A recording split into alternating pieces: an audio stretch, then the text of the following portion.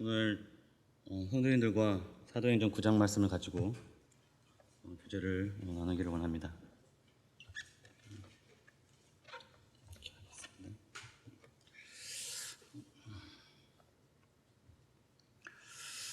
오늘 제목은 저희를 부르시는 예수 그리스도라는 제목으로 교제를 나누도록 하겠습니다.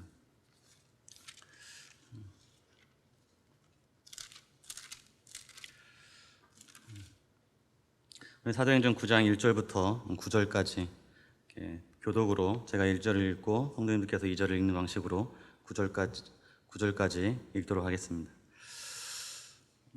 사울이 주의 제자들에 대하여 여전히 유업과 살기가 등등하여 대제사장에게 가서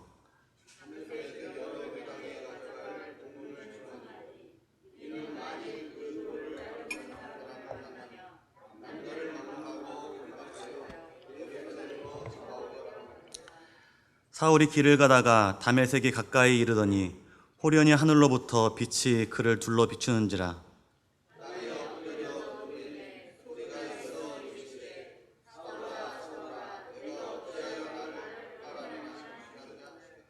대답하되 주여 누구시니이까? 이르시되 나는 내가 박해하는 예수라.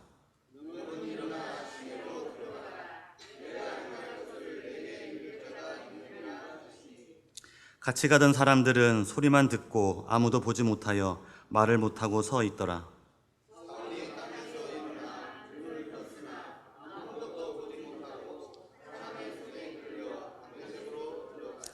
사흘 동안 보지 못하고 먹지도 마시지도 아니하니라. 네, 감사합니다. 9절까지만 이렇게 하도록 하겠습니다.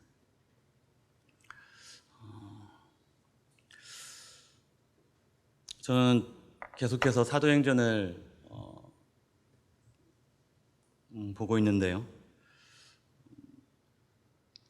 사도행전을 계속 묵상하면서 하나님의 뜻은 너무나 분명하고 하나님의 목표는 너무나 분명하고 하나님께서 교회에 대한 기대와 그 소명은 너무도 분명하다는 생각을 가질 수밖에 없었습니다. 다른 교회의 목적이 다른 여러 가지가 있지만 분명한 것은 사도행전에 있는 그 하나님의 목적이 분명한 교회의 목적이 되어야 한다고 생각이 듭니다.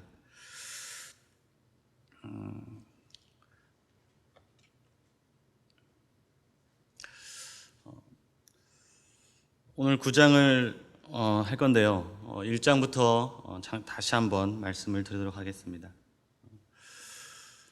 1장에서는 우리 십자가에 죽으시고 부활하신 우리 주님께서 제자들과 40일 동안에 그들과 함께 하시고 이제 하늘로 승천하시는 그 마지막 일기를 기록하고 있었습니다. 그런 과정 가운데서 우리 주님께서는 승천하시기 전에 자기 제자들에게 마지막 지상 명령을 제자들에게 말씀하셨습니다. 그 지상의 명령은 예루살렘과 온 유대와 사마리아와 땅끝까지 이르러 내 증인이 될 것에 대해서 제자들에게 부탁하셨고 그 부탁을 마치신 후에 하늘로 승천하여 올라가셨습니다. 2장에 가면 이제는 예수님께서 약속하신 대로 보혜사 성령을 약속하신 대로 지상에는 성령님의 지상 강림이 임하였고 그래서 교회가 이제 드디어 탄생을 하였습니다. 교회가 탄생된 이후로 이제는 3장에서 6장까지 교회의 확장이 본격적으로 시작이 됐습니다. 3장에서 6장까지는 예루살렘에서의 교회의 확장입니다. 그래서 주요 인물들에 대해서는 사도들이 그 주요 인물로 속해 있습니다. 그래서 사도들 중에서도 베드로와 요한이 중심 인물이 되어서 3,000명이 구원받고 5,000명이 구원받는 그런 일들이 예루살렘 가운데서 계속해서 일어나고 있었습니다. 외부적으로는 대제사장들과 사두개인들과 여러 관리들이 그리스도인들을 핍박을 했습니다. 또한 베드로와 요한을 핍박을 했습니다. 또한 내부적으로는 아나니아와 삽비라와 같은 성령을 속이는 그런 영적인 범죄로 인하여서 교회에 어려움을 끼치게 되고 또한 헬라파 과부들과 히브리파 과부들의 그런 분배의 불균형으로 인해서 교회의 분열을 일으키는 그러한 어려움도 교회 가운데서 일어나게 되었습니다. 하지만 그때마다 성령님의 인도하심과 성령이 충만한 자들의 그곳에서의 사용됨으로 인하여서 그러한 위기들과 그런 어려움들을 참 지혜롭게 해결할 수 있었습니다. 그러므로 교회가 계속해서 확장될 수 있었는데요. 이제는 7장과 8장에서는 동일하게 교회의 확장입니다. 한데 7장에서 8장은 교회의 확장인데 유대와 사마리아에서의 교회의 확장이었습니다. 7장에서 스데반의 그 일들로 인해서 교회의 핍박이, 엄청난 핍박이 일어나게 되었고, 사도들 외에는 다 유대와 사마리아로 흩어졌다고 성경은 기록되어져 있습니다. 그 흩어진 유대인들은 그곳에서 그리스도의 복음을 전파하는 일을 감당을 하였고, 특히나 주요 인물로는 유대인 중에서도 헬라파 유대인들이 그 중심을 차지하고 있었습니다. 헬라파 유대인 중에서도 그 빌립을 대표로 하는 그 헬라파 유대인들이 그러한 교회의 확장의 일에 중추적인 역할을 하고 있었습니다. 3장에서 6장에서의 그 외부적인 핍박은 교회의 그 확장에 위기를 끼치는 일들을 했지만 7장에서 8장에서의 그 핍박은 오히려 교회의 확장에 발판 역할을 하게 되었습니다. 시몬이라는 그 거짓 그리스도인의 위기도 봉착했지만 그 가운데 사도들의 그런 성경 안에서의 올바른 분별로 말미암아 그런 위기도 헤쳐나갈 수가 있었습니다. 우리가 교회 가운데서 그러한 분별력이 항상 세워질 수 있도록 우리가 기도해야 될 것들이 분명히 교회 가운데 있음을 우리는 볼 수가 있습니다. 이렇게 교회의 확장이 1장에서부터 교회가 생겨난 이후로 2장에서부터 8장까지 계속 이어져 왔고 9장과 10장과 11, 12, 13장 저 끝 사도행전 마지막 장까지 교회의 확장은 끊임없이 그 일들을 이루어가고 중간중간에 여러 가지 걸림돌과 여러 가지 어려움들이 있었지만 그때마다 주의 성령께서 그 일들을 합당하게 이루어가시고 하나님의 분명한 목적, 하나님의 분명한 소명인 그 교회 확장에 대해서는 차질 없이 계속해서 이어가고 있는 모습을 우리는 볼 수가 있습니다. 하나님의 소명 가운데 이 교회 확장은 8장에서 이렇게 나타납니다. 8장에서 아프리카의 구원을 소망하는, 아프리카의 구원을 바라보고 계시는 우리 주님의 모습을 우리는 볼 수가 있습니다. 에티오피아 내시의 구원을 우리는 8장에서 우리는 보게 되었는데요.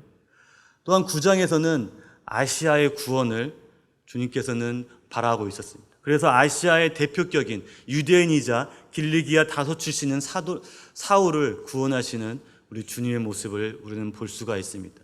또한 10장에서는 유럽의 구원을 소망하시는 우리 주님의 계획 소망을 우리는 볼 수가 있습니다. 그래서 로마 이탈리아 부대의 백부장인 고넬료를 구원하시는 우리 주님의 모습을 우리는 볼 수가 있습니다. 자, 오늘날의 5대양 6대주를 보여주고 있는데요. 그래서 6대주를 하면 6개의 큰 대륙을 얘기하고 있습니다. 그래서 북아메리카와 남아메리카, 유럽과 아프리카, 아시아와 오세아니아, 이렇게 6개의 대륙이 현재의 6대주입니다. 전 세계를 통틀어 얘기하고 있습니다. 하지만 신약 당시에는 이 6대주가 온전히 있었던 것은 아닙니다. 북아메리카와 남아메리카 그리고 오세아니아는 대항해 시대 때에 비로소 신대륙이 발견된 그 시절중에 발견되었던 그런 대륙이었습니다. AD 1400년경에 콜럼버스라는 사람에 의해서 이제 신대륙이 발견되는데, 그래서 이 북아메리카, 남아메리카, 오세아니아는 1400년경에 지구상에 드디어 인류 가운데 발견되어졌던 문명입니다. 그 전까지, 즉 신약 시대에서는 유럽과 아프리카와 아시아가 그 당시의 세계관의 전부였습니다. 그렇기 때문에 아까 그 전에 말했던 8장, 9장, 10장에서의 아프리카의 구원과 아시아의 구원과 유럽의 구원이라는 것은 그 당시 세간에서 온 세계를 구원코자 하시는 하나님의 뜻, 예수 그리스도의 뜻이 그대로 반영되었다라고 우리에게 말씀해주고 있다라는 것입니다. 우리는 계속해서 3장에서 6장까지 예루살렘에서의 교회의 확장에 대해서 성경은 계속해서 말하고 있었고, 또한 7장에서 8장까지 유대와 사마리아에서의 그 교회의 확장을 말하고 있었습니다. 그래서 3장에서 6장까지는 그 중심 인물이 유대인이었다면, 그 사도들이었다면 7장에서 8장까지의 그 교회의 확장은 헬라파 유대인들이 그 일을 감당하였습니다. 그리고 이제 주님께서 말씀하신 대로 너희가 땅 끝까지 이르러 유대와 사마리아를 넘어서 그 지경을 넘어서 이제는 땅 끝까지 이르러 너희가 내 제자가 될 것에 대해서, 그 복음이 증거될 것에 대해서 말씀하실 때에 하나님께서는 또 다른 사람을 택하시는 주님의 모습을 우리는 보게 되는 것입니다. 그가 바로 우리가 오늘 배우게 될 사울이라는 청년과 오늘 주님께서 그들을 부르시는 사울이라는 청년을 우리는 보게 됩니다. 사울이라는 이름은 히브리식 이름입니다. 사울 이름이 크다라는 표현을 가지고 있고 바울이라는 작다라는 표현을 가지고 있어서 그가 구원받기 전에는 크다는 인물로 사울이라는 이름을 썼지만 구원받은 이후로는 그가 작다는 의미로 바울이라는 이름을 사용했다라고 우리는 알고 있지만, 그가 현실적인 그의 이름의 뜻은 사울은 그의 히브리적인 이름이었습니다. 그리고 바울은 그의 로마식 이름입니다. 그는 헬라파 유대인이었기 때문에 그는 두 가지 이름을 다 가지고 있었던 사람이었습니다. 그래서 그가 팔레스타인 지경에 있을 때는 그는 당연히 히브리식 이름을 그는 사용했습니다. 그래서 그가 처음에 성경에서 등장한 지역이 이 이스라엘 지역이었기 때문에 그의 이름을 사울이라고 표현했습니다. 근데 그가 바울이라는 이름으로 공식적으로 그가 자기 이름을 밝힌 때는 사도행전 13장 9절이었습니다. 사도행전 13장 9절부터 그의 이름을 바울로 명하고 있는데, 그 바울로 자기 이름을 명했던 그 위치는 바로 사이프러스 구브루라는 지역이었습니다. 그가 이제 1차 전도 여행을 본격적으로 떠나서 그 팔레스타인 지경을 벗어나서 이제는 이방 지역으로 본격적으로 복음을 전할 때에 이제 더 이상 그의 이름을 사울이라고 하지 않고 그의 로마식 이름, 그 당시 세계를 통치했던 그 로마식 이름인 바울이라는 이름으로 그가 통상적으로 자기 이름을 불렀던 그러한 모습을 우리는 볼 수가 있습니다. 그의 고향은 길리기아 다소입니다. 길리기아 다소는 나중에 또한 지도를 통해서 우리가 볼 수 있을 것입니다. 그 길리기아 다소는 자유도시라고 소개해 있습니다. 자유도시라는 것은 로마 시민권을 취득의 부여가 주어지는 그런 도시가 바로 이 자유도시였는데, 이 길리기아 다소가 이 자유도시 가운데 속해 있는 그 도시였습니다. 이 길리기아 다소는 철학과 학문의 중심지 중에 하나였습니다. 그래서 가장 대표적인 곳이 아테네와 알렉산드리아가 이 철학과 학문의 대표적인 도시였습니다. 그리고 이 다소도 그런 철학과 학문의 그 대표적인 도시 가운데 한 곳으로 떠오르고 있는 곳이었습니다. 다시 말하면 바울은 태어나 보니까 그는 자기는 유대인이었고, 태어나 보니까 자기는 히브리적인 어떤 정체성을 가지고 있는 유대인이었는데, 그 주위를 둘러보면 헬라적인 이방인적인 그런 분위기 가운데서, 특별히 이 헬라의 사상과 헬라의 문학과 헬라의 철학이 좀 만연되어 있는 그런 곳에서 사울은 잘한 사람입니다. 그렇기 때문에 그는 히브리 사람이었지만, 그는 유대인이었지만, 그는 헬라적인 문화와 그런 문화적인 지식이 또한 해박했던 그런 사람이었습니다. 그의 신학은 사울은 가말리엘의 제자였습니다. 이 가말리엘은 전통 바리새파에 속한 그 스승이었는데, 이 가말리엘의 제자였습니다. 다시 말하면 사울은 바리새인이었다는 것입니다. 그런데 그 성경을 보면 그 스승 그 가말리엘이 기독교를 바라보고 있는 시각과 그 제자인 사울이 기독교를 바라보고 있는 시각은 사뭇 달랐습니다. 그리고 사도행전 5장 33절에서 39절에 보면은 그 주의 제사장들과 서기관들이, 그 사두개인들이 그 베드로와 요한을 잡아왔습니다. 그리고 너희들이 그 전하지 말라는 예수의 그 도를 전하지 말라고 이렇게 그들을 협박하고 유혹하고 그렇게 했습니다. 그 얘기를 들었던 가말리엘이 그들을 다 내보낸, 그 제자들을, 베드로와 요한을 내보낸 다음에 그들에게 얘기합니다. 그들을 내버려둬라.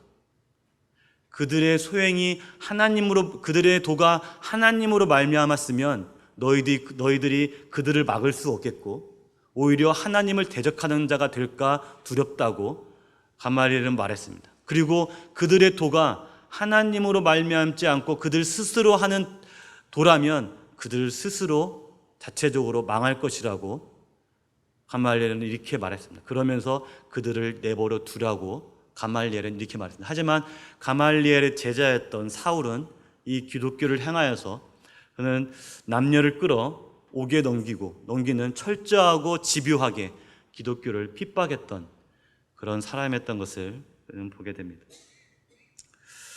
이 사울은 철학과 헬라의 철학과 문화, 그리고 문화에 대한 해박한 지식과 철저한 바리새인이었고 또한 로마 시민권을 소유한 그런 사람이었습니다.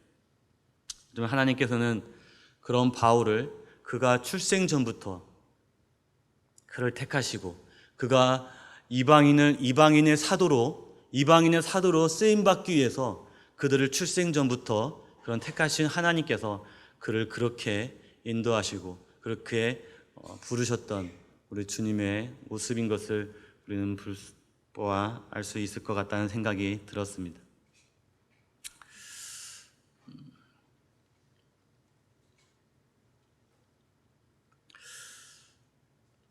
이욥과 살기가 9장에 보면은 1절에 보면은 사울이 주의 제자들에 대하여 여전히 이욥과 살기가 등등하다고 이렇게 성경은 기록되어져 있습니다.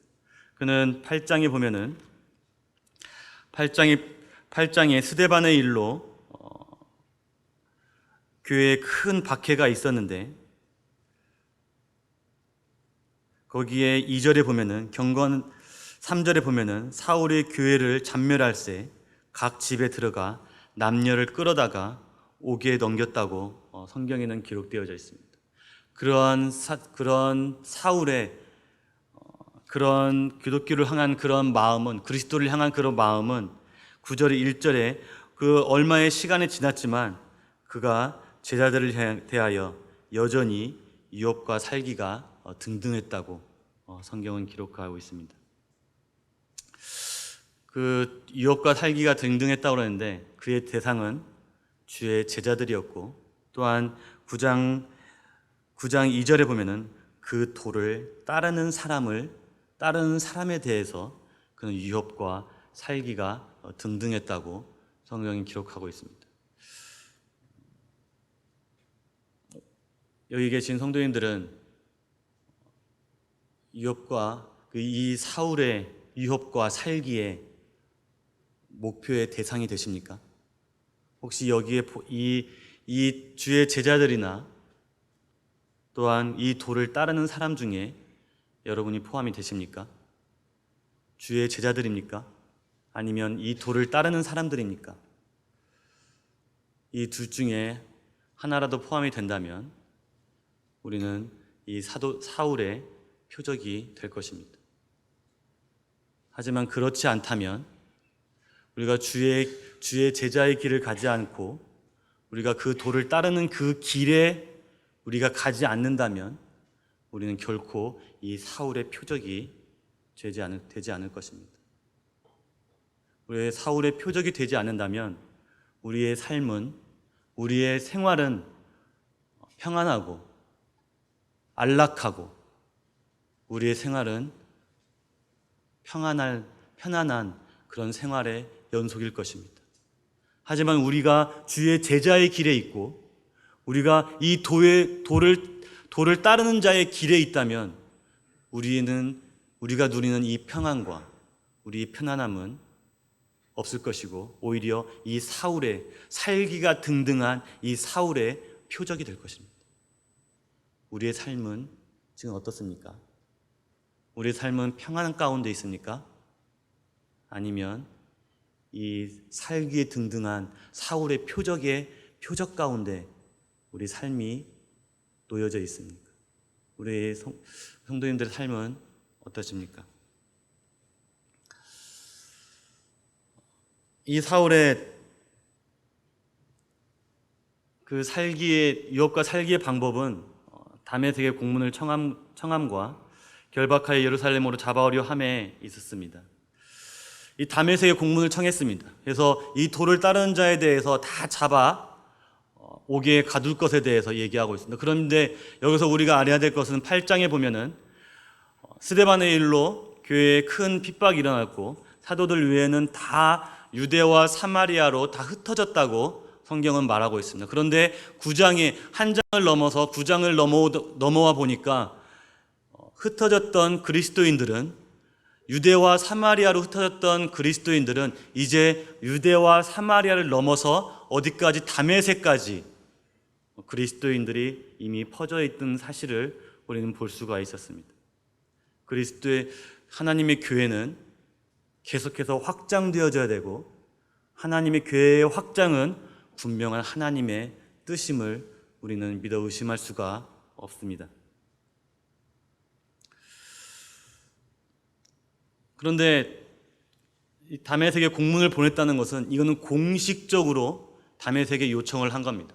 그 당시 다메섹은 아레나 4세가 다스리고 있었는데 이 아레나 4세는 고린도후서 11장 32절 33절에서도 이 왕에 대해서 나타나고 있습니다. 이 왕은 사울을 잡으려고 시도했던 왕이고 그 왕의 그 시도를 성도들을 통하여서 그가 그 성에서 광주리를 타고 바울은 광주를 타고 그 성에서 도피했던 그런 바울의 모습을 우리는 성경에서 볼 수가 있습니다. 그 당시 그 바울을 잡으려 했던 그 왕이 바로 이 아레나 왕이었습니다. 사울은 그들을 결박해서 예루살렘으로 잡아오려 했습니다. 잡아오려 했다. 그런데 우리가 결박해서 잡아오려 했다는 것은 우리가 그냥 사울이 이들을 잡으려 했던가 이렇게만 이해해서는 절대 그렇지 않습니다. 사도행전 6장 12절에 보면은 스데반이 헬라파 유대인들과 변론 중에 있었습니다. 변론 중에 있었는데 그들이 그 스데반 성령이 충만한 스데반을 이길 수가 없어서 그들이 거짓 증인들을 세워서 스데반을 잡아왔습니다. 잡아와서 공회에 넘겼습니다. 공회에 넘겼을 때 스데반은 어떻게 됐나요? 7장에 보면은 대제사장이 물었습니다. 과연 이것이 사실이냐? 그 말은 무엇이냐면 최후 변론을 하라는 얘기입니다. 최후 변론을 하라는 얘기입니다. 이것이 사실이냐고 물었던 제사장의 질문은 이제 너 최후 변론을 네가 해봐. 거기에는 산헤드린 공의원들이 다 있었고 증인들이 있었습니다. 그 증인은 뭐였냐면 이가 하나님의 율법을 신성을 모독하는 것을 우리가 들었다고 그렇게 말할 준비가 되어 있는 증인들이었습니다. 스데반이 구약의 모든 율법에 해박했던 스데반이 이러한 상황을 봤을 때 이들은 이미 죽이기로 작정된 마음의 준비가 이미 다 준비가 끝난 사람들이었다는 것을 분명히 알았을 것입니다. 여기서 잡아와서 옥에 갇혔다는 것은 이 스데반을 죽음으로 넘겼던 그들의 상황과 같이 옥에 넘겨서 그들에게 예수 그리스도를 부인할 것인가 아니면 죽을 것인가를 물었을 것입니다.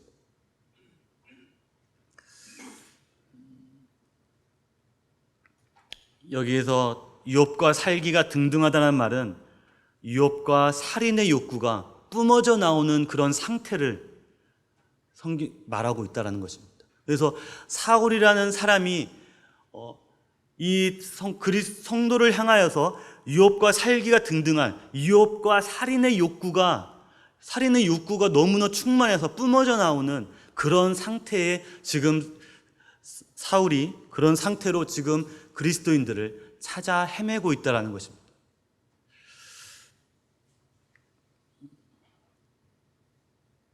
마치 사자가 웅크린 그 사자와 같이 성도에게 움켜져 있는 사단의 그런 웅크려져 있는 그런 사자와 같이 스데반은 그러한 성도를 향하여서 그러한 모습으로 성도들을 찾아 헤매고 다니는 사울의 모습을 우리는 볼 수가 있습니다. 여기 보면은 아까 잠깐 지도에 보면은 여기가 유대 지역입니다. 예루살렘입니다. 여기가 보이나요? 여기가 예루살렘이고 이곳이 다메섹입니다. 유대 지역이고 예루살렘이고 여기가 사마리아고 여기가 갈릴리고 그 위에 이방으로 넘어가서 다메섹이 있습니다. 저 위에 가면 안디옥도 있고 여기가 길리기아 지방이고 여기가 사울이 태어났던 다소라는 지역입니다. 그리고 아까 이 다소와 함께 3대 교육의 중심지였던 이 아테네 지역은 이쪽 유럽으로 넘어갑니다. 그리고 그들과 알렉산드리아 지역은 여기입니다. 알렉산드리아 지역. 참 이런 것들이 있는데 우리가 성경을 볼 때 이런 지명과 같이 우리가 성경을 보게 되면 우리가 성경을 이해하는데 우리가 참 많은 도움이 됩니다. 왜냐하면 우리는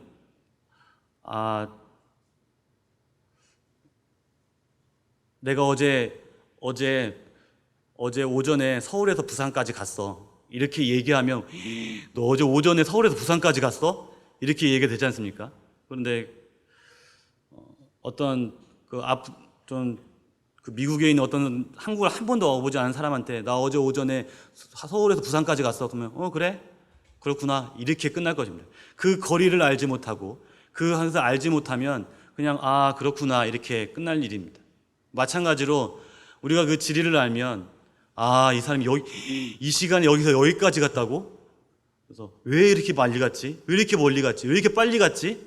이렇게 오래 갔지? 그런 생각을 말씀을 보게 될 때 다시 한번 느낄 수 있는 그런 시간이 될 것입니다. 그래서 우리가 성경을 볼 때 그런 지명을 같이 찾아본다면 우리가 하나님의 말씀을 이해하는데 좀 더 도움이 될 거라 생각이 듭니다. 자,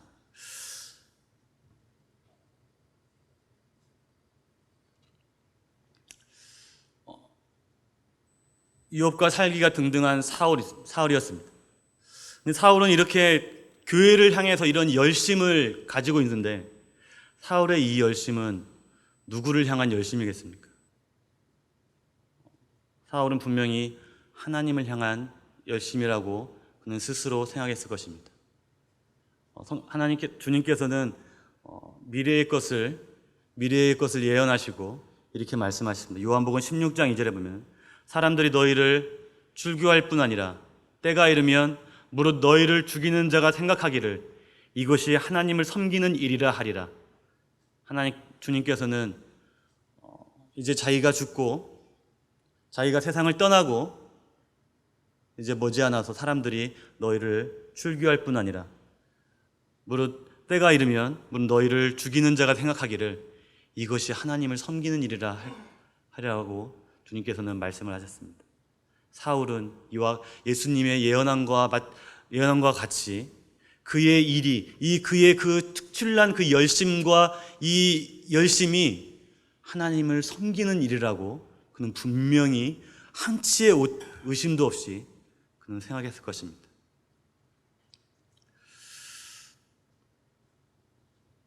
주님의 그 사울의 그 열심과 열정, 그는 정말 그 일들에 대해서 정말 빠르고 신속하게 그 일을 행하려 했습니다. 하지만 속도보다 중요한 것은 무엇일까요? 속도보다 중요한 것은 방향입니다.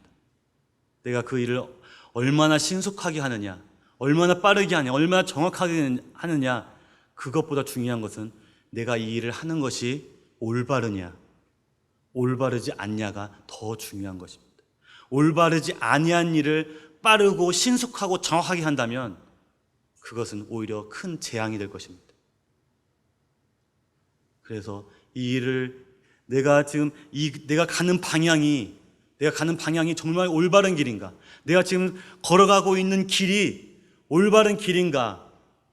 이 올바른 길을 위해서 내 모든 삶을 바친다면, 올바른 길에 있어서 내 모든 것을 바친다면 그 얼마나 축복된 일이겠습니까? 하지만 이 올바르지 않는 길에 올바른지 올바르지 않은 것에 대해서 검증되지 않은 상태에서 올바르지 않은 길에 신속하고 정확하고 빠르게 그 일을 간다면 얼마나 불행하고 얼마나 절망적인 일이 되겠습니까? 하지만 그럼에도 불구하고 사울은 그 일들에 대해서 특출난 열심을 가지고 그 열정을 가지고 그를 행했습니다. 내가 전에는 비방자요, 박해자요, 폭행자였으나 도리어 긍휼을 입은 것은 내가 믿지 아니할 때에 알지 못하고 행하였습니다. 사울은 자기의 과거를 회상하면서 내가 주님을 알기 전에 그 비방자였고 박해자였고 폭행자라고 자기를 그렇게 소개하고 있습니다. 하지만 그렇게 한 것은, 그럼에도 불구하고 주님의 긍휼함을 입은 것은 내가 믿지 아니할 때에 알지 못하고 행했다라고 사울은 고백하고 있습니다. 그래서 우리가 이 열심, 그런데 우리가 여기서 간과하지 말아야 될 게 하나 있습니다. 주님을 향한 열정과 열심, 주님을 위한 일에, 이게 주님을 위한 일이라면 거기에 따른 열매들이 분명하게 나타나야 됩니다. 이게 주님을 위하고 주님을 일을 내가 행하고 있다면 주님의 열매가 나타나야 됩니다. 그런데 지금 주님의 일을 하고 있다라고 하는 사울에게 나타나는 열매가 뭐였습니까? 유혹과 살기가 등등한 모습입니다. 유혹과 살기가 등등한 모습이 과연 주님의 일이라고 할 수가 있을까요? 그가 아무리 하나님을 위해서 무언가를 한다 할지라도 그에게 겉으로 나타나는 그런 모습이 유혹과 살기로서 그가 나타난다면 그는 분명하게 주님의 일을 지금 하고 있지 않다라는 것입니다. 그게 그의 모습을 대변해주고 있습니다. 왜 그렇습니까? 성경에서 분명하게 가르치고 있기 때문에 그렇습니다. 갈라디아서에 보면 성령의 열매에 대해서 가르치고 있습니다. 성령의 열매라고 했는데 성경에서는 육체의 일과 성령으로 일할 때 나타나는 열매에 대해서 성경은 우리에게 분명하게 가르쳐주고 있습니다. 그래서 육체의 일은 음행과 더러운 것과 호색과 우상숭배와 주술과 원수 맺는 것과, 제가 좀 다른 색깔로 칠한 것은 특별하게 우리가 주님의 일을 한다고 하면서 우리가 주변의 사람들과 관계가 흐트러지고 관계가 안 좋아지는 그런 일들로 나타나게 될 때는 거기에는 분명한 문제가 있다는 것입니다.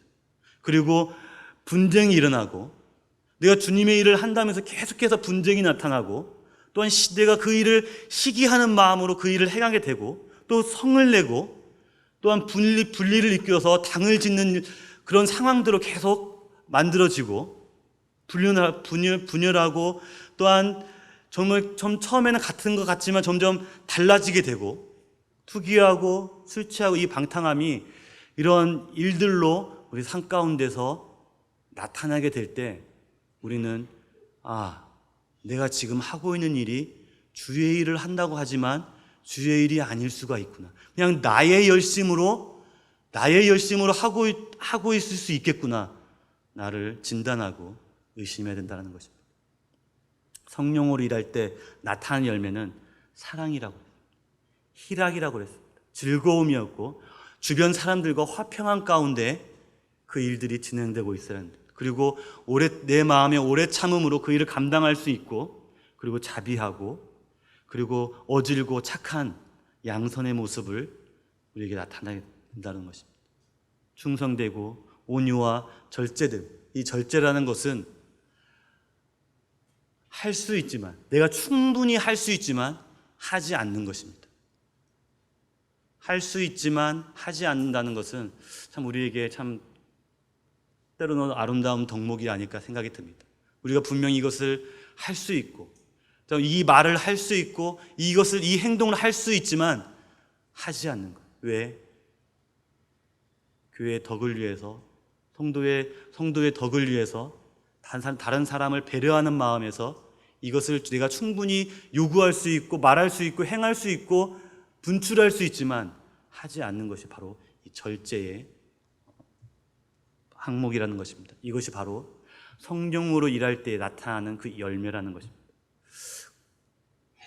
사울이 정말 하나님의 일을 행한다 했더라면 그의 나타나는 외적인 모습은 이러한 모습으로 이 성령의 열매로 나타났을 것입니다. 하지만 사울은 하나님의 일을 한다고 하면서 그에게 나타나는 것은 위협과 살기가 등등한 이 살인의 욕구가 충만한 그의 모습에 나타날 때 이는 분명히 그가 자기의 열심으로 일을 행하고 있는 사울의 모습을 우리는 볼 수가 있습니다.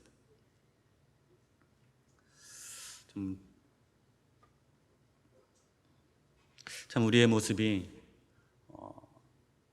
교회 안에서 또 하나님 앞에서 또한 이렇게 참 주님의 일을 할 때, 주님의 일을 감당하게 될 때 성령의 열매를 맺히는 참 저와 우리 성도님들이 되었으면 참 좋겠다는 생각이 듭니다. 참 우리 열심이 아닌 참 성령으로 말미암아 그 일을 감당할 수 있는 그런 참 우리 저와 여러분들이 됐으면 하는 바람입니다. 사울은 자기가 가고 있는 길이 하나님을 위한 길이며 하나님을 바르게 섬기는 길이라고 그는 생각했지만 그 길은 하나님을 대적하는 길이고 그리스도의 몸된 교회를 해하는 길이었다는 것을 그는 결코 알지 못했습니다. 교회를 핍박하고 성도들을 향하여 살인의 광기를 뿜고 있는 사울. 하지만 그러나 주님은 그러한 사울을 긍휼히 여기셨습니다. 자기를 향하여서 살기에 충만한 그 사울을 주님께서는 그를 긍휼히 여기시고 그를 택하시며 그에게 찾아가서 그에게 자기를 계시하셨습니다. 다시 한번 디모데전서 1장 13절에 보면은 내가 전에는 비방자요 박해자요 폭행자였으나 도리어 긍휼을 입은 것은 내가 믿지 아니할 때에 알지 못하고 행하였다고 바울이 고백한 것처럼 내가 비방자요 박해자요 폭행자이지만 바울은 그럼에도 불구하고 그리스도의 긍휼을 입은 자가 되었습니다. 참 우리는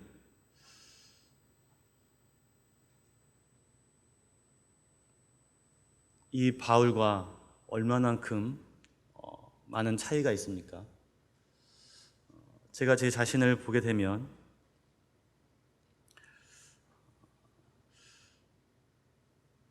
추악하게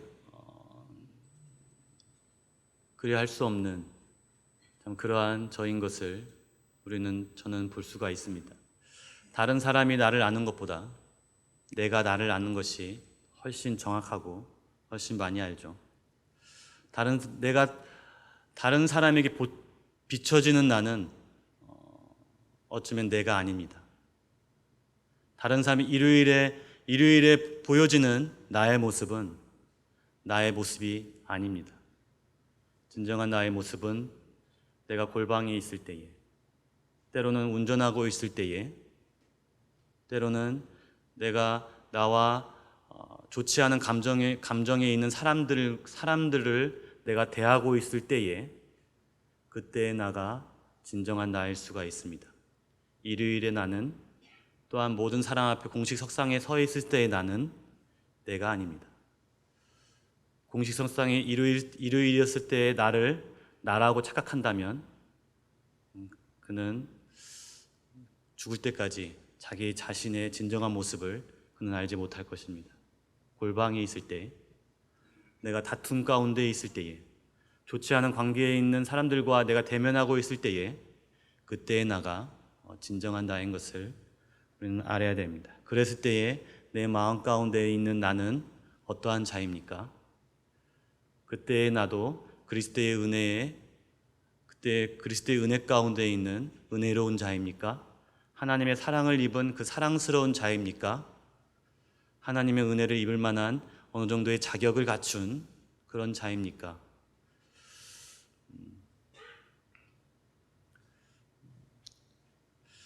하지만 그럼에도 불구하고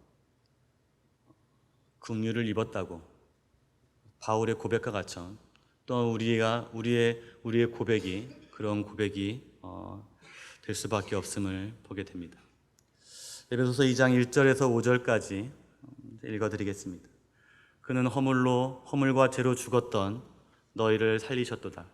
그때 너희는 그 가운데서 행하여 이 세상 풍조를 따르고 공중의 권세 잡은 자를 따랐으니 지금 불순종의 아들들 가운데서 역사하는 영이라.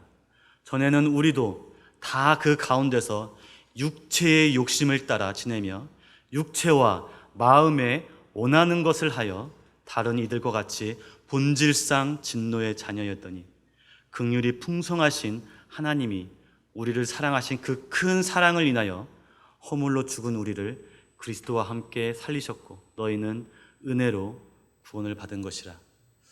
주님께서 우리를 부르심이 우리가 어디가 예뻐서 우리가 어디가 구원받을 만한 어떤 자격이 있어서 우리를 구원하심이 아니라고 말씀하고 있습니다. 우리는 그때에 세상 풍조를 따랐다고 얘기하고 있습니다. 세상 문화를 따랐다고 얘기하고 있습니다. 공중의 권세 잡은 자를 따랐다고 얘기하고 있습니다. 그래서 육체의 욕심을 따라 지내며 육체와 마음에 원하는 것, 성령이 하나님께서 원하시는 것이 아니라 예수 그리스도가 원하는 것이 아니라 내 마음이 원하고 내 육체가 원하는 것을 따라서 철저하게 내가 그렇게 살았다고 말씀하고 있습니다. 그래서 너희가 본질상 진노의 자녀가 되었다고 말씀하고 있습니다. 하지만 긍휼의 풍성하신 하나님이 우리를 사랑하신 그 큰 사랑을 인하여서 허물로 죽은 우리를 그리스도와 함께 살리셨다고 주님께서는 말씀해 주고 있습니다. 하나님의 사랑이 얼마나 큽니까? 하나님이 우리를 향한 그 은혜와 사랑은 참으로 헤아릴 수 없습니다. 내가 교회 안에서의 나의 모습으로 우리 주님 앞에 비춰봤을 때는 나는 크게 주님 앞에 꿀리지 않을 수도 있을지 모르겠습니다.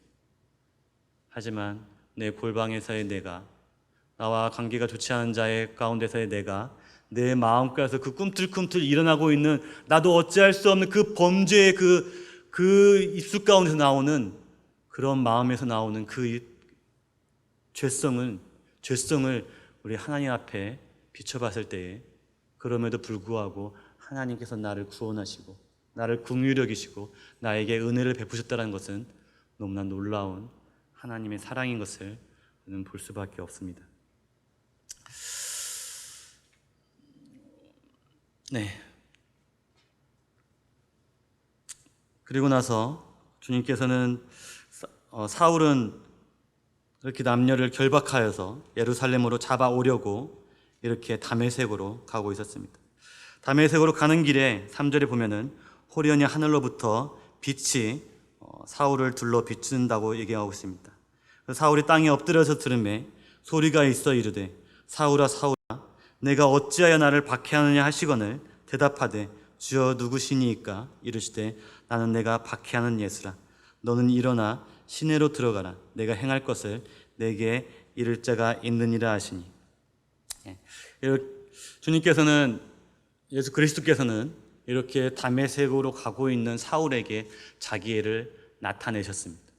그런데 이 말씀이 여기에만 있는 것이 아니라 이 말씀은 나중에 바울이 이제 전도 여행을 떠나면서 여러 사람에게 자기의 전도하는 과정 가운데서 자기의 구원받은 그 때를 회상하면서 그 성경에서는 계속해서 기록되어져 있는데 그 22장 말씀에도 이 상황을 설명하고 있는 바울의 고백을 우리는 볼 수가 있고 26장에서도 이 상황을 설명하고 있는 그 바울의 고백을 우리는 동일하게 볼 수가 있습니다. 시간 관계상 다 읽질 못하고 그래서 제가 간단하게 정리만 잠깐 했습니다. 이 방금 읽었던 이 3장에서 사도행전 9장 3절에서 8절 내용이 사도행전 22장 5절에서 11절에도 동일하게 나와 있고 사도행전 26장 12절에서 18절에도 동일하게 나와 있습니다. 하지만 그 내용이 보충되어 있는 것도 있고 또 약간 서로 상반되어져 있는 내용들도 있다라는 것입니다. 그래서 여기에서 보면은 빛을 비췄다고 하는데 그 때에 대해서는 언급하고 있지 않지만 사도행전 22장이나 26장에서는 그때가 정오였다고 성경은 기록하여 있습니다. 그리고 동일하게 새 성경 동일하게 하늘로부터 그 빛이 그를 둘러 비쳤다고 동일하게 기록되어져 있습니다. 그리고 사도행전 9장과 사도행전 22장에서는 그 빛이 사울을 비쳤다고 이렇게 기록하고 있는데 사도행전 26장에서는 사울과 그 동행들을 다 비췄다고 성경은 기록하고 있습니다. 그리고 여기서 그 사도행전 9장부터 22장에서는 사울아 사울아 네가 어찌하여 나를 박해하느냐 22장에서도 사울아 사울아 네가 왜 나를 박해하느냐 이렇게 기록되어져 있는데 사도행전 26장에서는 사울아 사울아 어찌하여 네가 나를 박해하느냐 거기에 추가적으로 가시체를 뒷발질하기가 내게 고생이니라 이 말씀이 추가되어 있는 것을 우리는 볼 수가 있습니다. 그래서 우리가 성경을 볼 때 어떤 추가되어 있는 부분이 있다면 그 추가되어 있는 부분을 기준으로 해서 그 말씀을 분별하는 것이 더 올바른 분별이 될 수 있다는 것에 대해서 말씀해 주고 있습니다. 그리고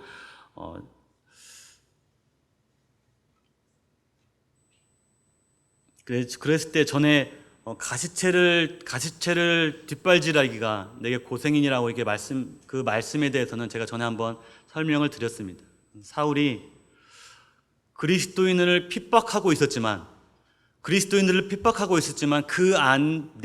그 양심의 깊은 내면 가운데서 그가 갈등하고 있었다는 것을 보여주고 있는 한 예로서 주님께서는 그가 가시체를 뒷발질하기가 내게 고생이라고 했던 그 대목으로 그런 사울의 그런 심리적인 모습을 우리에게 보여주고 있는 그런 것이라고 전에 설명을 드렸습니다. 사울은 이렇게 그리스도인들을 철저하게 핍박하고 있었지만 그가 스데반의 그런 설교를 통해서 그리고 스데반이 죽어가는 그런 과정 가운데 스데반이 하나님께 외쳤던 그런 모습들을 통하여서 사울은 그 마음 가운데 그 양심의 저 깊은 가운데 그 양심과 싸우고 있었던 사울의 그런 양심의 내면적인 모습을 하나님께서는 그 모습을 분명히 보시고 그 모습을 들춰내셨던 그런 모습을 우리의 가시체를 뒷발질하기가 내게 고생이라고 했던 그 말 가운데 포함되어 있는 것을 우리는 볼 수가 있습니다. 그리고 성경에서 그 사도행전 9장에서는 여기에 보면은 9장 6절에서 보면은 너는 일어나 시내로 들어가라 이렇게 말씀을 하고 있습니다. 그런데 사도행전 22장에서는 시내로 밤의 색으로 들어가라 이렇게 말씀하셨는데 그 전에 사울이 주여 내가 무엇을 하리이까 이렇게 먼저 사울이 주님 앞에 그 빛 가운데 말씀하시는 주님 앞에 사울이 먼저 묻고 있는 그런 모습을 볼 수가 있습니다. 그리고 사도행전 26장에서는 그 다메섹으로 들어가라는 하나님의 메시지가 아니라 사울의 부름의 목적을 주님께서 직접적으로 사울의 부름의 목적에 대해서 직접적으로 그에게 말씀하고 있는 것을 우리는 볼 수가 있습니다. 그런데 여기에서 이 말씀이 갈라디아서에 보면은 내가 받은 이 복음은 사람으로 말미암은 것도 아니고 사람에게 들은 것도 아니라고 바울은 그렇게 말하고 있습니다. 그리고 내가 받은 이 복음은 그리스도의 계시로 말미암아 내가 이 복음을 받았다고 바울은 말하고 있습니다. 그래서 우리는 다른 사람에게 복음을 듣고 이 복음이 이거였구나. 그래서 깨닫고 내가 구원을 받고 복음이 이거였구나 알게 됐는데 사울은 우리와의 방식이 달랐습니다. 사울은 어떤 다른 사람에게 그 복음의 말씀을 듣고 구원받은 것이 아니라 하나님의 직접적인 계시를 통하여서 바울이 구원을 받고 그가 그 복음을 계시를 받았다는 것입니다. 그 말씀이 갈라디아서 말씀에 그렇게 고스란히 기록되어져 있는데 이 사도행전 26장에 보면은 하나님께서 그를 구원하시고 그에게 직접적으로 그의 부르심의 목적에 대해서 말씀하고 계시는 모습을 우리는 볼 수가 있습니다. 그가 어디에서 그 바울의 복음의 전반적인 것을 배웠는지 하나님께서 가르쳤는지는 정확하게 알 수 없지만 갈라디아서에 보면은 그가 이 다메섹에서 예수 그리스도를 만나고 그가 어디로 갔냐면 아라비아로 갔다고 그 바울은 스스로 고백하면서 그렇게 말하고 있습니다. 아라비아는 어디일까요? 지금 아라비아는 성경의 갈라디아에서 보면은 아라비아에는 신의 산이 있다고 성경에는 분명히 기록하고 있습니다. 갈라디아서 4장에 보면은 그 하갈에 대해서 얘기할 때 하갈의 아라비아에 있는 신의 산이라고 바울은 분명하게 기록하고 있습니다. 그런데 그 아라비아에 바울이 예수 그리스도로부터 부름을 받고 바로 그 아라비아로 가고 있는 그곳에서의 얼마 동안 그가 있었는지 모르지만 그곳에서 주님과의 온전한 시간 가운데서 그가 주님의 계시를 받았을 거라 짐작은 해보게 됩니다. 그리고 사도행전 9장에서는 소리만 듣고 보지는 못하였다고 했고 사도행전 22장에서는 빛은 보고 소리는 듣지 못하였다고 기록하고 있습니다. 그래서 사도행전 9장과 사도행전 22장이 약간 말이 맞지가 않습니다. 상이합니다. 사도행전 9장에서는 소리는 듣고 보지는 못하였다고 했는데 22장에서는 빛은 보고 소리는 듣지 못하였다고 기록하고 있습니다. 근데 이것은 어떤 서로 성경이 오류되는 것이 아니라 그들이 소리는 들었지만 예수 그리스도의 음성은 듣지 못하였고 그들이 빛은 보았지만 그들은 예수 그리스도는 보지 못했다라는 것입니다. 사울은 그가 빛 가운데서 예수 그리스도를 보았고 그 소리 가운데서 예수 그리스도의 음성을 그가 분명히 들었다는 것입니다. 하나님의 그 비침이 비춰졌을 때 사울의 반응은 엎드려짐이었습니다. 그리고 그가 엎드려져 하나님의 말씀을 그 예수 그리스도의 말씀을 그가 들었다고 기록되어져 있습니다. 엎드려짐이란 것은 그 빛의 존재에 대한 두려움과 경외감이었습니다. 하나님을 향한 우리의 마음가짐이 이러한 자세가 되어야 될 것입니다. 또한 그가 귀 기울여 그가 그 소리 가운데 그리스도의 말씀을 들은 것은, 그가 귀 기울여 들었다는 것은 우리 하나님의 말씀에 대한 우리의 자세가 되어야 할 것입니다. 하나님께서는 우리가 구원받을 때도 어두운 가운데 빛이 빛이라 말씀하시던 그 하나님께서 예수 그리스도의 얼굴에 있는 하나님의 영광을 아는 빛을 우리 마음 가운데 비추셨다고 기억하고 있습니다.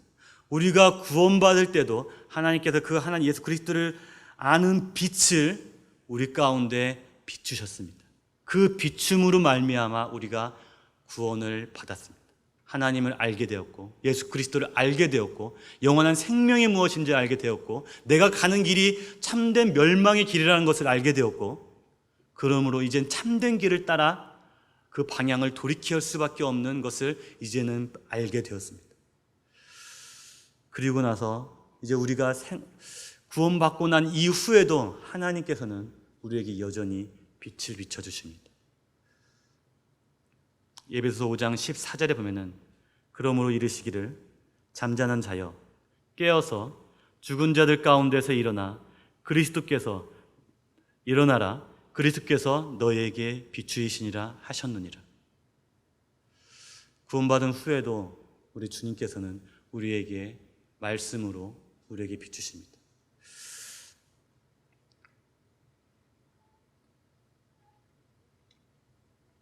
주님께서는 자기의 피로 우리를 살리셨는데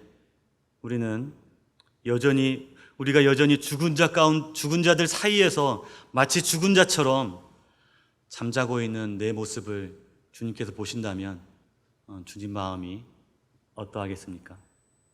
주님께서는 우리를 분명하게 살리셨고 우리에게 영원한 생명을 주셨고 저들은 죽은 자라고 분명하게 얘기하고 있습니다. 저들은 왜 죽은 자입니까? 생명의 근원에서 그들은 끊어졌기 때문에 그렇습니다.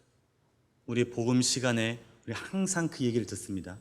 이 잎사귀가 떨어지게 되면 그는 이 새파란 잎사귀는 마치 살아있는 것처럼 보이지만 이 잎사귀는 사실 죽은 것이라고.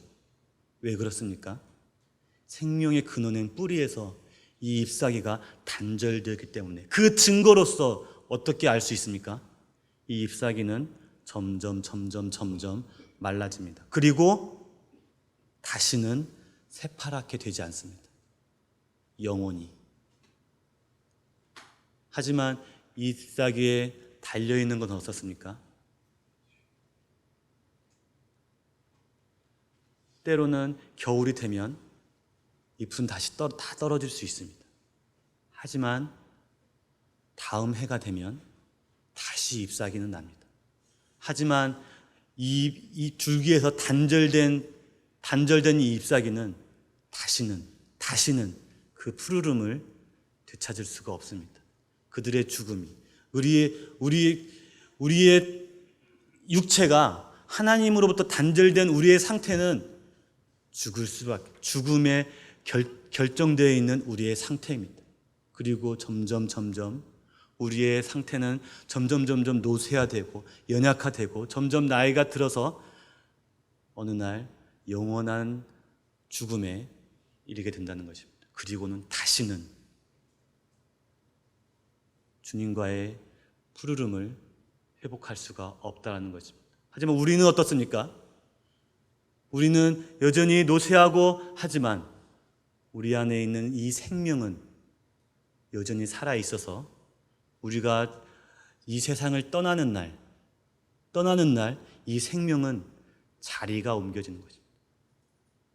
지금은 우리의 생명이 이 땅 가운데서 살고 있지만 주님이 우리 부르시고 우리가 이 세상을 떠날 때 우리의 생명은 이제는 이 땅이 아니라 이제 영원한 나라에서 그 위치만 자리 이동이 되는 것입니다. 그게 바로 영원한 생명입니다. 자리 이동만 되는 것. 하지만 하나님과 단절되어 있는 그 영혼은 자리 이동이 아니라 영원한 멸망입니다. 그게 그들과 우리의 차이점입니다. 잠자는 자들 가운데서 일어나라고 말씀하고 있습니다. 잠자는 자여 죽은 자들 가운데서 일어나라고 말씀하고 있습니다. 주님께서는 분명히 우리를 그리스도의 보혈로 말미암아 우리를 살리셨습니다. 그런데 우리가 그럼에도 불구하고 잠자는 죽은 자들 가운데서 우리가 마치 우리도 죽은 자처럼 가만히 죽은 자처럼 그렇게 있다면 주님께서 우리를 바라보시는 그 마음은 어떠하시겠습니까? 주님께서 말씀하십니다. 죽은 자들 가운데서 일어나라. 그리스도께서 너희에게 비추이시니라. 이 말씀에 참 저와 참 우리가 응답해야 되고 반응해야 될 것입니다. 우리가 여전히 죽은 자들 가운데 통일하게 구분이 안 되는 것처럼 그렇게 잠자고 있다면 주님의 그 십자가의 보혈과 십자가의 은혜가 얼마나 헛되고 우리 스스로 그 십자가의 그 그리스도의 십자가를 얼마나 망령되이 여기는 것이겠습니까? 우리가 그들과 같이 말자고 주님께서 말씀하고 있습니다. 주님 앞에 엎드려진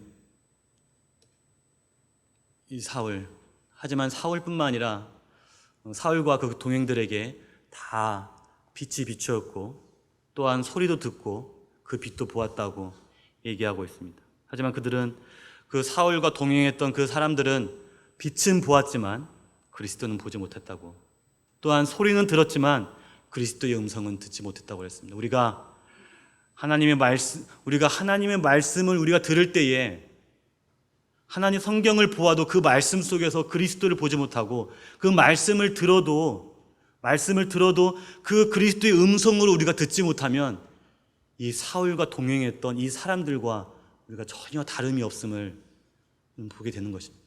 우리가 말씀을 볼 때, 또 말씀을 읽을 때에 우리가 그리스도를 발견해야 되고 그리스도의 음성으로, 하나님의 음성으로 우리가 들어야 된다는 것입니다. 말씀 속에서 우리에게 계시하시는 그리스도를 발견하고 그 계시의 말씀을 그리스도의 말씀으로 받아 귀 기울여 듣고 순종해야 될 것입니다. 우리가 차를 운전하게 되면 이 내비게이션은 저 같은 사람에게는 정말 필수 용품입니다. 정말 철저한 길치이기 때문에 같은 곳을 몇 번 가도 정말 너무 날마다 새로운 길이 그런 길입니다. 저 같은 사람에게는 이 내비게이션은 필수 용품입니다. 그래서 내비게이션을 항상 이용하고 있는데 지금 이 내용은 무슨 내용입니까? 350m 앞에서 우측길로 가라는 얘기겠죠. 우측길로 가지 않으면 어떻게 됩니까? 내 목적지에 도착할 수 없다는 것이죠. 이 메시지를 내가 인지했을 때에 이제 어떻게 해야 될까요? 우측 깜빡이를 넣고 이제는 우측 차선으로 내 차를 점점 이동을 시켜야겠죠. 그리고 우측 길로 빠져야 될 것입니다. 이 메시지가 계속 뜨는데도 불구하고 우리가 그 메시지를 무시하고 계속 직진으로 행한다면 우리는 그 목적지에 온전히 도착할 수 없을 것입니다. 하나님의 말씀이 그렇습니다. 하나님의 말씀에 우리가 그 말씀에 순종하지 않으면 우리가 하나님이 원하시는 그 목적지에 우리가 도달할 수 없다는 것입니다. 자, 이 그림은 무엇입니까? 학교 앞 30km입니다. 학교 앞 30km. 이 경고를 무시하면 어떻게 될까요? 이거는 이제는 금전적인 피해와 혹시 이 학교 앞에서 사고 나면 어떻게 되는지 아십니까? 12대 그 가중 처벌을 받게 된다. 중대과실 처벌을 받습니다. 상당히 더 셉니다. 그래서 이 음성을 하찮은 이 내비게이션의 음성을 우리가 무시해도 여기에 대한 분명한 대가를 치르게 됩니다. 그런 하물며 천지를 창조하신 만군의 하나님의 음성을 우리가 무시하고 우리의 길로 우리가 행한다면 그의 대가는 분명히 우리가 감당해야 될 것입니다. 그것이 바로 하나님의 말씀이고 하나님의 음성입니다. 하나님의 교회는 확장되어져야 합니다. 이 일은 사도 바울에게만 속한 것이 아니라 오늘날 그 바통을 이어받은 저와 여기 계신 모든 성도님들에게 공통으로 주어진 소명과 책임입니다. 또한 이 하나님은 열정을 다해 범죄하는 사울을 긍휼히 여기셨습니다. 또한 우리를 사울과 별다를 바 없는 참 우리를 골방에서의 우리, 또한 우리 다른 사람이 알지 못하는 우리를 하나님께서는 우리를 긍휼히 여겨 주셨습니다. 얼마나 놀라운 하나님의 은혜입니까? 그리고 말씀 가운데서 우리에게 계시하시는 그 그리스도의 말씀을 발견하고 그 말씀에 하나님의 말씀으로 받고 그리스도를 발견함으로 인해서 그 말씀을 우리가 순종하는, 그럼으로 인하여서 이 김제교회가 또한 저와 여러분들이 하나님의 부르심의 목적에 우리가 기꺼이 부응하는 저와 성도님들이 됐으면 하는 바람으로 말씀을 마치도록 하겠습니다. 우리가 기도하고 마치도록 하겠습니다.